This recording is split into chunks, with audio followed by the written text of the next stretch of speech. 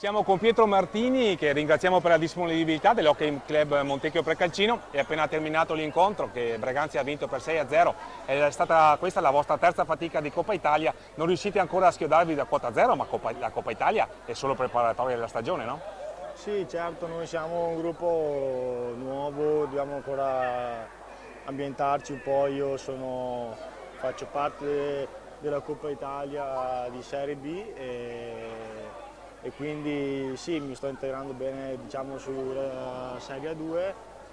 Vedo che comunque ci sono dei miglioramenti anche delle prime partite che abbiamo fatto e secondo me non abbiamo giocato bene, abbiamo giocato male, però Secondo me invece il primo tempo avete combattuto, siete stati anche sfortunati, qualche palo di troppo, un'ottima prova del portiere di casa.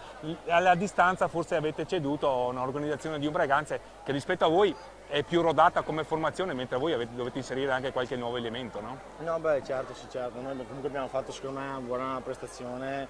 È stata quello che è stata, noi comunque ci stiamo sempre ambientando di più e speriamo nel meglio per le prossime partite. Per Diciamo. te è una stagione impegnativa perché oltre alla 2 di cui fai parte Sì. c'è anche il campionato di Under 19 e Under 23 da No, io affrontare, faccio no? l'Under 23 e la Serie B. Under 23 Serie B, per cui Pietro avrai, sì perché sei un 2005 per cui hai terminato, diciamo, la partecipazione al campionato Under 19.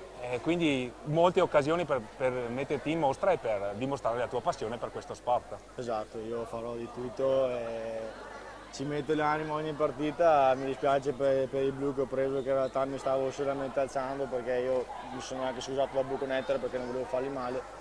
E sì, appunto magari dagli spalti è stata arrivata una segnalazione diversa che io non volevo farli male. Quindi Sono cose che possono succedere, sì. non abbiamo dubbi sulla tua sportività. Grazie Pietro per la Grazie. disponibilità e buona serata.